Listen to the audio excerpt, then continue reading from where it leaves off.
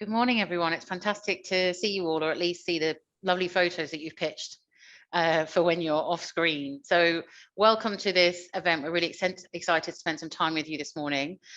For those of you that don't know me, my name is Beth Robotham. I'm Deputy Chair of the City Mental Health Alliance and my day job's at Goldman Sachs. I'm joining you this morning from the very wet and rainy Midlands because I recently relocated to Birmingham with my family because we've just opened a new office here. And so we're hiring hundreds of people across all different teams, including lots of people at the early start of their career. So it feels like good timing for us to have this conversation. So today we're going to hear from a great range of speakers, including our new research report, Time to Act, which is focused on people in their early careers, so people aged 20 to 26, which feels like a long time ago for me, but hopefully not for all of this group. I can see we've got a real mix of people. And this was in partnership with Bupa. So City Mental Health Alliance have continued to focus on young people's mental health and people in that early part of the career. A number of years ago, we launched our Thriving from the Start network, which is supported by many people on this call and people themselves at that stage in their career. And they've counselled the City Mental Health Alliance board a number of times just to make sure we understand different perspectives. And so, you know, it's great to see that partnership continue to kind of thrive. And I guess one reflection I had on this is recently a number of analysts, so our most junior employees, have joined my team here in Birmingham, and we had a big meeting last week, big business planning meeting, and at the end we were all sharing reflections. And one of the people that worked for me said, "Actually, I really enjoyed it. That was my first group meeting ever." And I was shocked. And my reflections were, one, as his manager, I probably should know that and take that into account, that actually some of these experiences that we just take for granted are brand new for him. Two, I probably would have tried a bit harder in that first meeting, to be honest. So I thought probably not the best first meeting, but I'll try harder next time. But three, I was thinking, wow, what a time to start your career. And actually, you know, many people have started their careers in lockdown, and we're going to hear some of those perspectives today. And there are, you know, lots of people from a workplace perspective we could focus on. From a mental health perspective, it's, you know, challenging times. And you know, we were chatting just before we joined, you know, we're not out of the pandemic by any stretch. And so it's really just thinking about this population in particular, because we know that experiences are so different. So it makes sense to focus in. And so I think the, you know, the research, etc., will just help us work through this conversation. But I would just say sort of a few housekeeping points. So one, please keep yourselves on mute. Please use the chat function to ask any questions. And Kate Laird, you can see smiling on the screen there, if you have any sort of access or tech issues. But don't keep her too busy because she's keeping us online. So thank you very much, Kate, for kind of getting all of this started. And so before we kick off, I also wanted to say that there's nothing, we're not expecting there to be sort of anything triggering from a discussion perspective, except that we recognise that we're all in completely different places from a mental health perspective. And so, you know, if there is anything that you're finding difficult in the discussion, please do feel free to take yourself off for a few minutes, get a cup of tea or coffee or water. But also for any people in their early careers or young people, there are a number of support services available, such as Shout, which is a crisis helpline, if you sort of find any of the discussion sort of troubling. So we hope that won't be the case. This is going to be a supportive, buoyant, forward-focused event. But we wouldn't be City Mental Health Alliance if we didn't take good care of you. So with that, I'm going to hand over to the wonderful Verima, who is our head of programs, and her subtitle should just be All-Round Superstar. And she's going to take us through this new report, Time to Act, to help kind of anchor our discussion in brand new data, thanks to City Mental Health Alliance and Bupa. Thank you very much, Beth. Thank you for that introduction, and good morning, everyone. I hope you're well. It's grey and rainy where I am. I hope you've got a little bit more sun where you are. So yes, we are going to share a snapshot today of our key findings from our Time to Act report, which we're launching today in collaboration with Bupa. This report brings together the insights and perspectives of over 1,000 young professionals. We collected this data via YouGov surveys and also focus groups. And who did we talk to? Well, we talked to young professionals aged 20 to 26 in the first 4 years of their career. They are apprentices, school leavers, and predominantly graduates working in traditionally office-based industries with a focus on financial services, legal, professional services, technology, and media. And what did we want to know? Well, we wanted to know, I mean, we've already talked about it. It's been a difficult year. We want to know how they're doing. We want to know, how does the workplace contribute to their mental health from a positive and a negative point of view?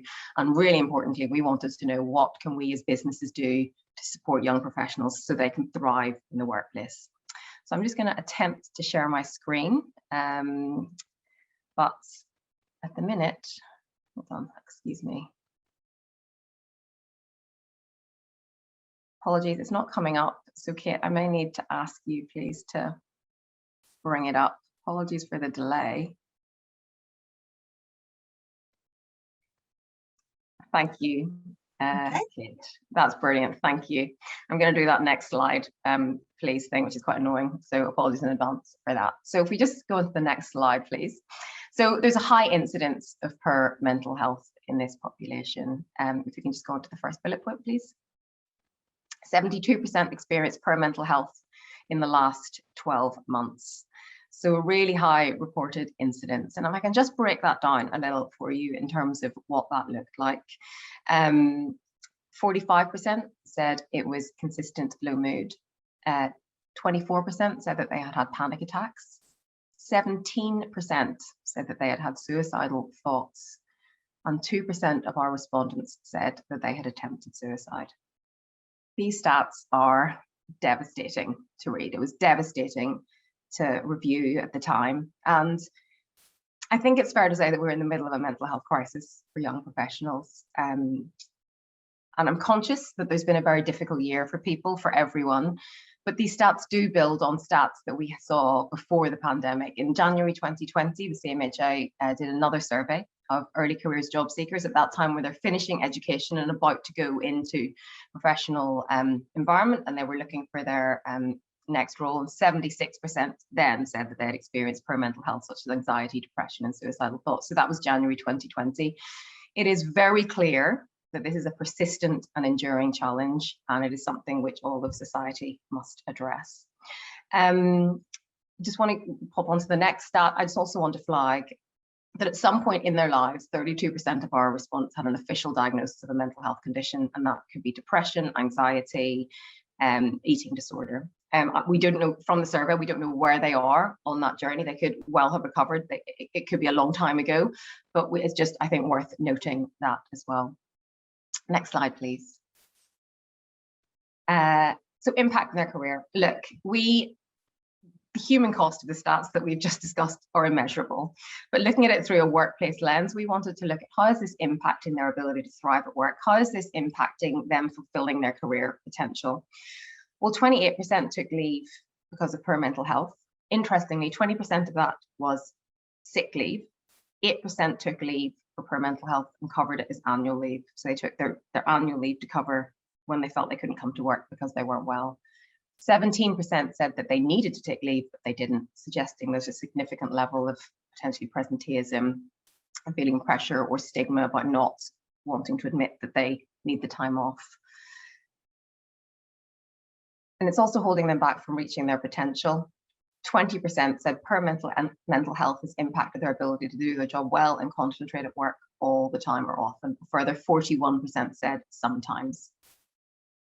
Up to the next slide, please. What impacts mental health from a work point of view? Well, look, it is very clear, and these are just some of the stats, that work has a really positive role in people's mental health. I've got here a sense of purpose and achievement through work. They said is good for the mental health, especially in the last year. Many people talked about how community at work is good for their health. Nearly half said their employers supported their mental health during the pandemic, really highlighting the important role and the potential that a business can have in supporting their people. Just move on to the next stats, but work is also, on the flip side, a contributor to poor mental health. Many talked about experiencing burnout, so 60%. Line managers play a really significant role for good and for bad, and 18% felt their line manager prioritized delivery of their work at the expense of their well-being always or often. That's 18%.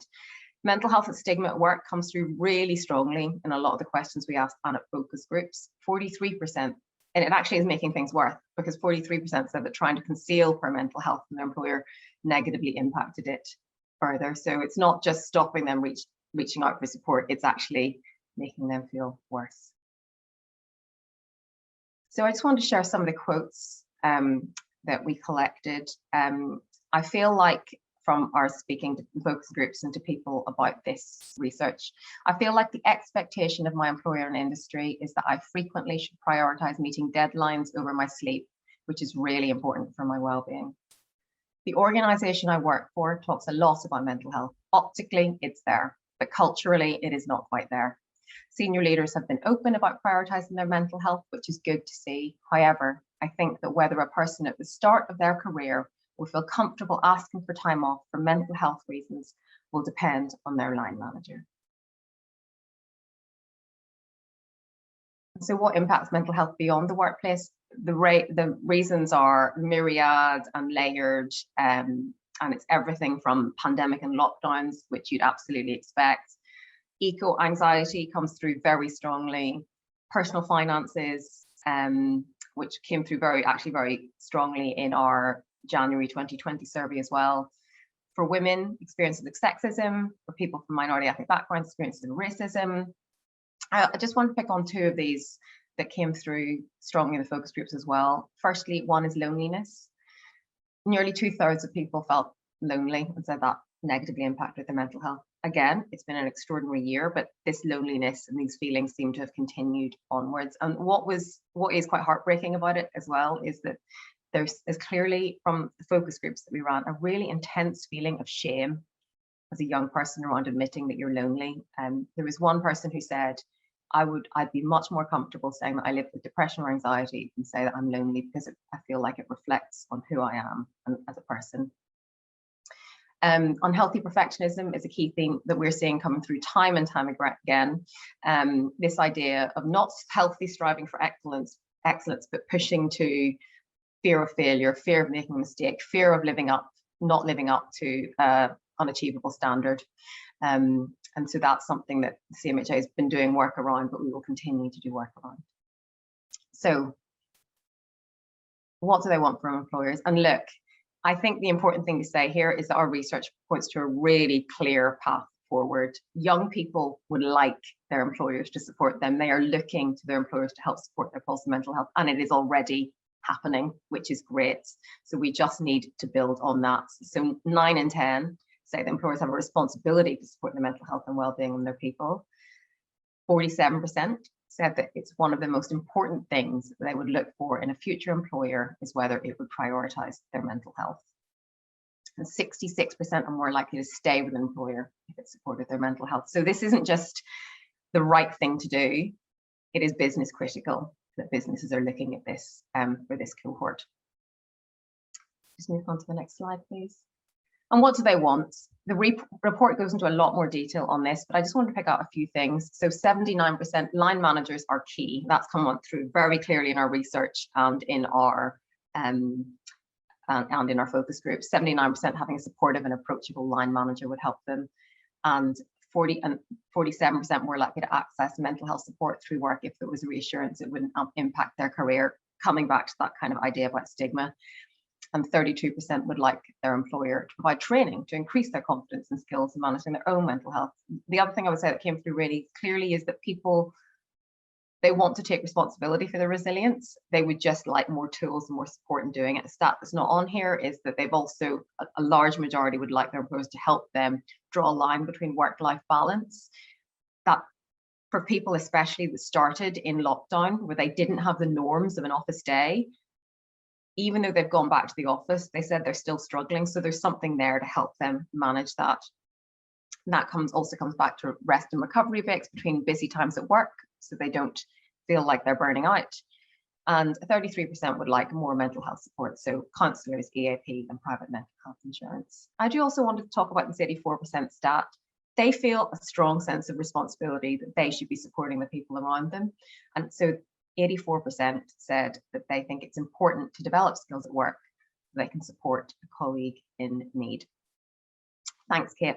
Thank you very much for leading that presentation. You can stop sharing now. I appreciate that. So I just want to say it was difficult research to process and to read. There is a clear crisis and all of society must act. We are not saying this is on businesses at all. All of society must act, but there was a clear opportunity. there is a clear responsibility for businesses, and young professionals want businesses to take this lead. They want their employers to do this. And so businesses are pushing on an open door. Our report also has recommendations and good practice examples of how businesses can do that from wherever they are on their journey, which happy to talk about a bit later in the session, but I'll end there, Beth, and hand back to you. Thank you so much for leading us through that so thoughtfully. So I guess a couple of personal reflections. One is, as you say, just how troubling some of those stats are. But two is that there's a real opportunity for us to leverage a lot of the good practice and tools that are available and make sure people understand them and how to access them. Because I guess many of us that have worked in workplace mental health for a while, and I can see there's a number of sort of leading lights in this space, Mind, etc., on the call. The sort of workplace evolution or revolution of mental health has happened when these people haven't been at the office. And so actually, you know, the discussions we've had and the progress we've made, they may not feel part of that. And so we should really think about the basic tools and sessions that people can be part of that just really help start that conversation and set those basics. And as Farima says, there's some great best practice in the report from different employers of different sizes talking about some of the great things that they do. I think that my second reflection is just, I hope that people in their early careers understand that actually a lot of these feelings are very natural and understandable reactions to the world around us. You know, starting a new job is hard. The pandemic has been incredibly difficult for people in different ways. And so they're definitely not alone. And again, how can we encourage more of that conversation, but also hoping that people know how to seek help and access support when they need it, because that's critically important. And I personally think the earlier in our life that we learn those skills, the more effective we can be. So there's something about investing in ourselves now to make sure that we can take really good care of ourselves and that we know how to ask for help and hold our employers to account, which I think is really important.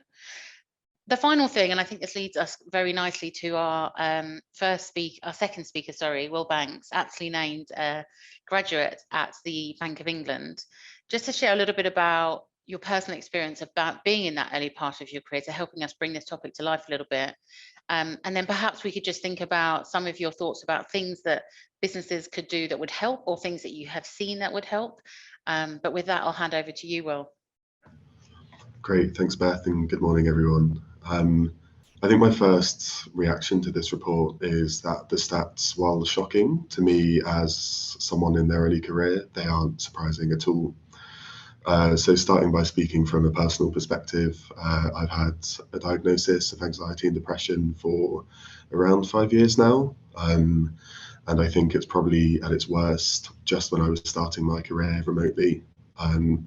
The set of challenges that young graduates have faced in starting work remotely without any of the kind of tacit knowledge or support from their colleagues has been incredibly difficult. I found it made me very anxious, and I really struggled with imposter syndrome. There's something about joining all of your meetings online from your bedroom that kind of particularly makes you feel sometimes that you don't belong.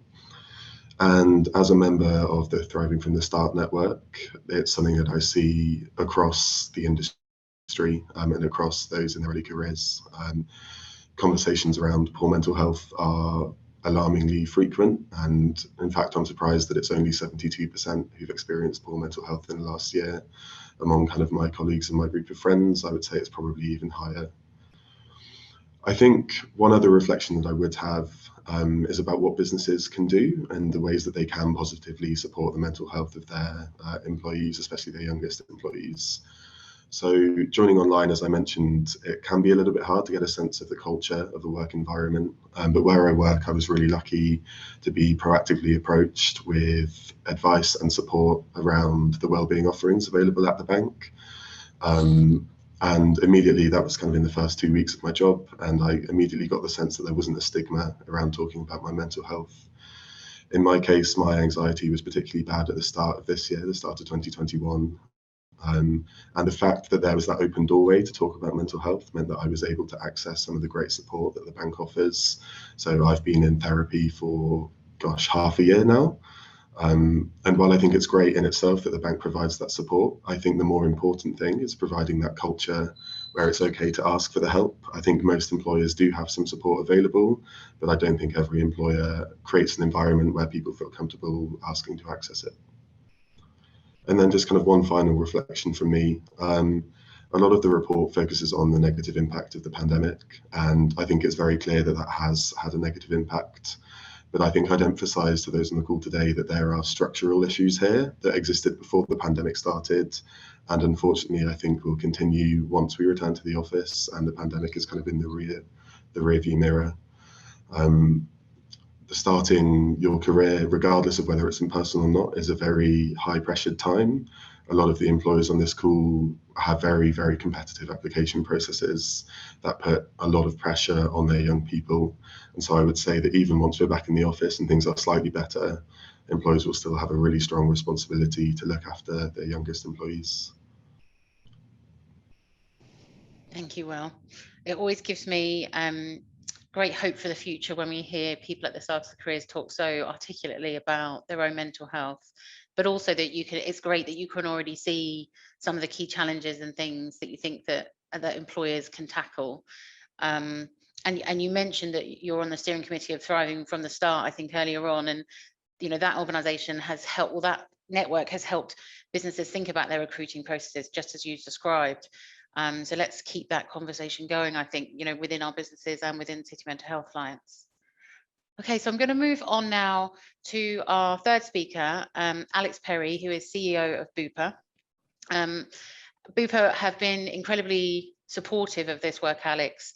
I think, as continuing members of City Mental Health Alliance, but also this report in particular, you guys have really sort of driven and sponsored. So it'd be great just to hear a little bit about your journey on this. And I know, having worked closely with you in the past, when I spent some time at Bupa, that this is a topic that you and Bupa are incredibly passionate about, doing many different things. There's lots of work to do, of course, but you've really driven a lot of change from a CEO seat. So we'd love just to hear your reflections on the report and where you think we should be focused. Yeah, thanks, Beth, and thanks, Will. I thought that was an incredibly powerful share. I'm afraid the bad news is the imposter syndrome doesn't go away. I can tell you that from personal experience. But my reflections on this research, I think the findings are pretty confronting, aren't they? I mean, I'm sure on hearing them, most people will have a sort of mixture of dismay and also hopefully a determination to do something. I think it's really good that we've surfaced this issue like this and got the insight that we have from the report. That's a really important first step. It's encouraging in a way that early career professionals are actively looking to employers for wellbeing support.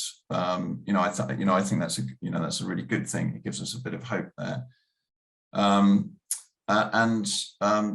For businesses or other organisations, this topic is going to be even more important. As we all know, the competition for talent and the war for talent is hotting up even more. So I think my big reflections is perhaps an obvious one, which is that all organisations do need to act on this. The good news is that they can make a big difference, as we've just heard. And it's not just all organisations. It's every leader in the organisation. I feel leaders play such a big pivotal role here. I think the research showed that I think 80% said having a supportive and approachable line manager would have a really positive impact on their mental health. So you can see the huge impact that makes. So in short, it's a no-brainer for any organisation to support people in their early careers with their mental health and well-being, with their resilience. I hope this report's going to inspire people to do that. I think, look, when we work with a lot of organisations on this, we've, Beth, as you said, we've focused on mental health really hard over the past few years. and made it actually central to what we offer companies, and we've also been on a real journey internally ourselves, and really our approach has been based on 4 things. One is generating greater awareness and understanding in the organization, right through the organization, because it's not just line managers, it's colleagues as well, who are really important in this space. The second thing is having really open conversations, right from the top downwards, on this topic, to really normalize these conversations, and make them in a way as matter of fact as we can. The third big thing we've been pushing on is supportive leadership and skilled leadership, and then I would say in a way the last line of defense is provide that good support, healthcare support like therapy and other interventions that can really have a big impact. We've been training a lot of our leaders and managers. I think we were the first executive team to all become mental health first aiders in England. So we were very proud of that. But we've also been training mental health first aiders throughout the organisation. We've got physical first aiders. Put every line manager through training on sort of lighter training on awareness building and also skill building. Where how do you deal with different situations? Where do you signpost people to go and get help? It's also, of course, every individual needs to own their own mental health. In the end, no one else can do it for you.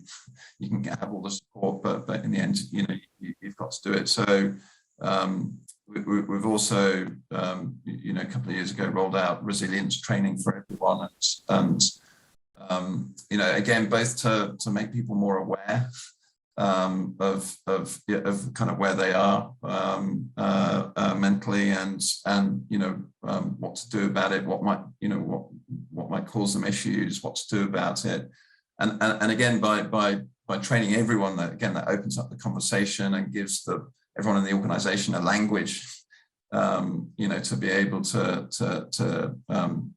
deal with this topic. And then we've got a lot, as you expect, lots and lots of support interventions, both online support, information, ready access to things like therapy, on site, by video. It's all the biggest problem in mental health is often that people don't seek help early enough and aren't able to access health early enough, and sometimes it's just tiny barriers that's stopping them. So, the more we can make available and readily available and easily available, the better. And I've had quite a few messages back from people when I blog regularly on the topic to the whole organisation, and people coming back to me and saying, actually, just that one mention, prompted me to go and do something. It can be the tiniest thing sometimes that gets people to seek the help they need. So it's, this is a constant journey. I still feel, we've got more to do, especially on early careers. Again, this report is, as I said at the start, it's quite confronting and it's quite a wake-up call. And we offer things like mentoring and stuff like that, but I feel there's more we need to do. And it's interesting, actually. I think we'll talk about structural issues. Absolutely right. This is not just a pandemic. This is an issue beforehand, and I think some of the causes are quite deep rooted, and we're going to need to think hard about this one. Really good points. And I would say, I think when you're listening to, clearly, Alex, you're well versed in this topic. You've really been a true leader in bringing your organisation across this journey. But it might be easy to sit and listen and think, well, you're Bupa, so of course you get this right. But I think people would be perhaps surprised to hear about the complexity of the business that, you know, you and your team are responsible for. You've got care homes up and down the country, which have obviously been through such a challenging time in the last couple of years. And lots of different types of medical professionals that also support the NHS, etc. So I just add that to say that I know you reasonably well, and I know that, you know, everything you're talking about is solid in your focus on this, but equally you are not, you understand the complexity as well, and you as a business leader have to manage that too. Yeah, and we're dealing with some very, very different populations, and you know, with very different needs and very different stresses and strains on their lives. So it keeps it interesting, I think. Yeah, I wouldn't like to sit here and claim we've got it taped by any stretch. No, but trying is sometimes the best we can do, right? So yeah, and you know, I think that's the important thing, is to start taking action and work your way into it. You're never going to have the full answer on day one, and we'll probably never have the full answer, but you know, bit by bit you can see what works and what has an impact. Brilliant, thank you. And so I just want to remind everyone that we can take questions in the chat. And so please do drop a few in there. But I also just wanted to add one final point on intersectionality, that when we talk about groups of people, we can often think that everyone's having the same experience. And we have to remind ourselves that as we think about any group in a workplace, you know, things like culture, ethnicity, gender, etc., have an impact, or gender identity, I should say, have an impact on people's experiences. And so, you know, we can't treat all people in the early career part of their life phase the same, and we shouldn't. And we recently did an event with interns talking about mental health, and I was lucky that a number of the interns reached out to me directly afterwards to say, the thing I'd really like you to understand is, from my cultural perspective or my ethnic background, these are the things that get in the way. And to Alex's point about there being small barriers, and to Will's point about there being structural challenges, actually this is very complex. This isn't just about geeing someone up at the start of their career. We have to give the same thought to the complexity at that point as we do at any point. And I think we've had some fantastic thoughts from Farima, from Will and Alex. And I'm sure there'll be questions coming in soon. Always slightly nervous as the chair, but anyone that knows me well knows I can easily fill 15 minutes, so don't worry, you're in safe hands. So let's just see what's coming in. Oh, great. Thank you so much to the people. I'm not going to say your name, just in case you don't want me to, but thank you for sending it in. So I can see one here saying, unhealthy perfectionism is something that we are seeing as an emerging issue. What advice do you have in mitigating this? I think that's a really great point, because perfectionism is often rooted in feelings of control. And actually at the moment, or in the last few years at least, we've probably all felt the least in that position, although everyone's experience will be different. I wondered if anyone had any thoughts about that, and how, you know, how to target that with different groups of people. And Farima, maybe I'll come to you first, if that's okay. Yes. So I think actually Will probably have better answers than I will. I think it's firstly businesses recognizing that this is a challenge, and then taking steps and using language that promotes growth culture, that allows people to feel okay to make mistakes, that allows them to strive for excellence in a healthy way. No one's saying we shouldn't aim to be the best that we can be, but it's when it tips over into being unhealthy. So, you know, one example is, stop saying that we are the very best and we only hire the very best and you are the very best, because when you do that, some people might feel, especially if they're in hybrid working and they're not in the office, that imposter syndrome of, I'm not the best, and they don't put their hands up and ask for help. And actually, what we know what the employer is doing, they're trying to say, we're really proud of you, you're great, but that's not the message that's landing. But Will, I wonder if you have any reflections. Yeah, sure. Thanks, Farima. Unhealthy perfectionism is actually something that I personally struggle with quite a lot. It's something that I suffered with at university and that I really have brought with me into the workplace as well. And I think the more that I talk to people about unhealthy perfectionism, one thread that runs through those conversations is how individuals define success. And in a lot of cases, for people in their early careers who are struggling with unhealthy perfectionism, their definition of success can be quite narrow. I think a lot of us coming straight out of universities, where kind of you spend a lot of your time chasing the very top grades, and then have gone through a year of applying to graduate jobs, which are obscenely competitive at times. It can be very easy to forget about the broader sense of who you are as a person, and the fact that actually that should be your baseline for defining how successful you are. I think I quite often kind of forget about everything else about myself and put all of my self-esteem on how well I'm performing at work. And that means that one small slip up can have a really adverse negative effect on my mental health. So I would say for those who are struggling with it, to try your best to kind of broaden that sense of who you are and what success means to you, because the more you can root yourself in your personal attributes and kind of your innate qualities and strengths, the more you'll realize that actually, you know, getting one number wrong in a spreadsheet really isn't the end of the world.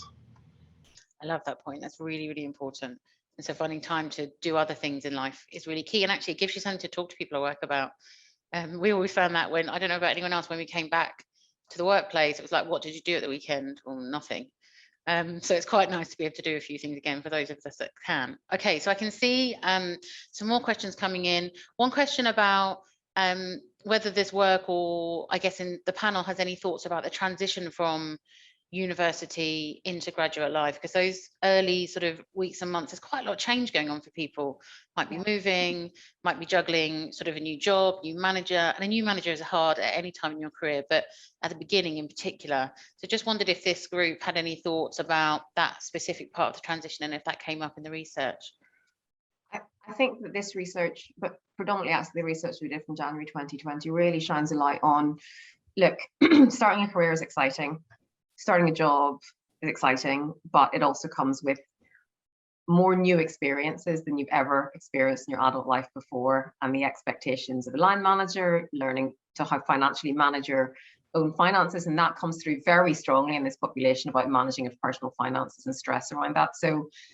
So our January 2020 research touched much more on this, on the impact of the transition and what they're thinking about. But yes, this one does as well. And I think that should be borne in mind as a contributing factor, that on top of the pandemic, on top of everything else, people are going through, you know, people are sometimes moving house or living with people who they've never met before and are away from family and friends. So yes, I think that's a really important point.